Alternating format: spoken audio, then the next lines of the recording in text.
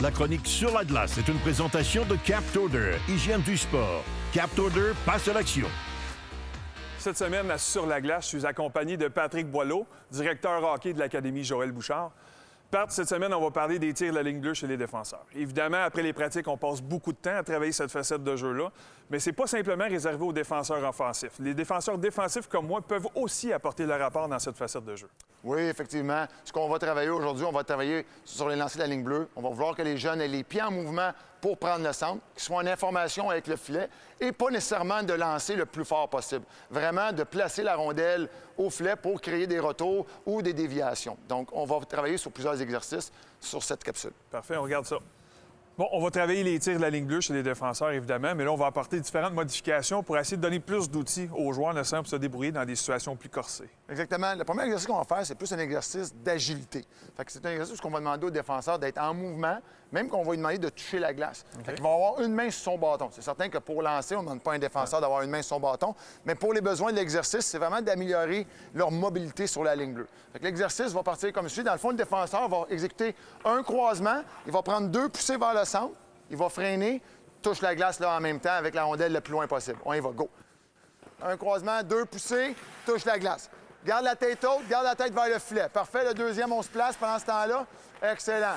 Good, parfait, ça. Bouge vers le centre, on y va. Le deuxième, on y va. 1, 2, parfait. Garde tes yeux vers le filet. Là, tu regardes juste la rondelle. Croisement, 1, 2, et ça. Parfait. Garde les hanches vers le filet tout le temps ouvert. On y va le troisième. Lève les yeux vers le filet. Là, tu regardes ta rondelle. Sois en information avec le filet. Donc, on peut remarquer, Denis, pareil, que les défenseurs... Là, c'est sûr que je les mets dans une situation qui est assez difficile. Là, ils se concentrent seulement sur la rondelle. Mais on veut que le défenseur soit capable, justement, de manier une rondelle, d'être en information avec le filet, lire la pression qui vient vers toi et, en même temps, effectuer un lancer. Et l'idée de toucher la main au sol, qu'est-ce que tu recherches là, avec ça? Dans le fond, ce que je veux rechercher, là, c'est vraiment, tantôt, je vais l'expliquer quand on va recevoir encore une passe sur notre revers. Okay. C'est plus la situation où le défenseur va être sur son revers. C'est rare qu'on va avoir un défenseur qui va toucher la glace puis qui va être la main du bas sur son bâton. Mais dans l'autre situation, tantôt, là, dans une des progressions, je vais pouvoir en parler, de voir le pourquoi de cette situation. OK. Excellent, c'est beaucoup mieux. Maintenant, pour la suite de l'exercice, là, tu vas me donner une réponse. Pourquoi est-ce qu'on met la main sur la glace dans le premier exercice? Exactement. Parce que c'est rare qu'on va avoir un défenseur qui va toucher la main sur la glace. Mais ce qu'on peut voir aussi, on a un droitier. Le droitier, très souvent, qu'est-ce qui arrive? Si on parle d'un jeu de puissance, ou même à 5 contre 5, on voit souvent les défenseurs sont collés sur la bande parce qu'ils veulent justement pas, disons, je suis un gaucher, je veux pas recevoir la rondelle sur mon revers. Mais il faut développer cette habileté-là d'être capable de recevoir des rondelles ici. Fait que comme on peut voir, mon défenseur, là, il est à un bâton de distance de la bande. Il va récupérer cette rondelle-là, un croisement, et prendre un tir. Par la suite, ça va être des gauchers qui vont le faire, mais ça va être le même principe. OK, on y va, go, hop, rapidement, vers le centre, lance. Excellent, on y va. Go, hop, ouvre les hanches, chute, lance. Pas de maniement. Pas de maniement. On y va, go. Un croisement. Un croisement, hop. On fait tout le temps du maniement présentement. Encore un maniement. Ouais. Okay? On veut essayer de ne pas avoir de maniement, les gars. Pas de maniement. Good. Amène ta rondelle, pas de maniement. On a encore eu du maniement. Ouais. On veut vraiment enlever l'option du maniement de rondelle. Là, on l'a bien fait. Pas de maniement de rondelle. Good, excellent. Parfait, ça. Ensuite de ça, tu as une troisième transition. Oui, bien sur le troisième exercice, ce qu'on va voir, c'est que je vais voir que tu prennes le centre et à ce moment-là, tu vas tomber sur ton corps intérieur. Fait que qu'est-ce que je veux dire, c'est que dans le fond, je vais le faire devant vous, ça va être plus simple. Je vais faire un croisement, j'ai ma feinte de tir, hop, j'ouvre ici, je freine sur un pied, je ressors vers l'extérieur et puis là, tu vas descendre ici, tu vas prendre un tir en angle à ce moment-là. Fait que dans le fond, ce qu'on veut simuler, okay, c'est que tu peux y aller tranquillement, prends le centre. Dans le fond, le joueur, il se met dans la ligne de tir. Là, il y a un freinage, il sort vers l'extérieur, il descend, et puis là, il va pouvoir décocher un tir en angle. Je te laisse aller. OK? On y va, go.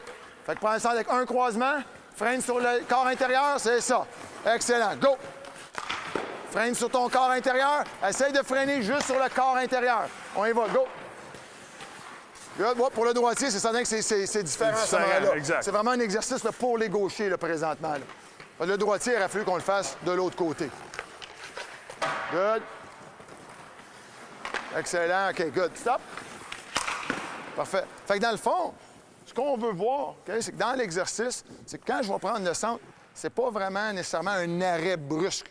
C'est vraiment de rester sur mon corps intérieur, de rester en glisse conserver ma vitesse pour sortir. Fait que si je le fais, disons, face à la caméra, fait que moi, je serais ici, mais on va dire que je serais de l'autre côté, je serais à l'opposé. Ouais. C'est que je vais prendre mon centre, j'arrive ici, je l'autre, hop, puis là, je suis ressorti. Fait que j'ai vraiment un mouvement sur le corps intérieur ici, puis là, je suis ressorti avec ma rondelle.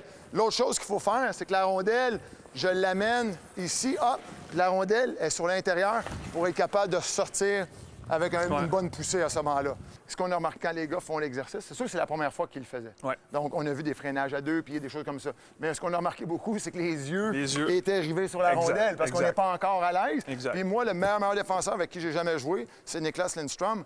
Et l'année que j'ai joué avec lui, c'est l'année où j'ai le plus appris sur la ligne bleue. Lui, il avait les 2 pieds à l'extérieur de la ligne bleue, prenait le centre, était toujours en mouvement. Puis jamais il lançait pour essayer d'avoir un gros lancer puissant. Mais la rondelle était tout le temps bien placée au filet à ce moment-là. Parfait. Merci encore une fois, Pat. Excellent. Et nous, on se revoit la semaine prochaine.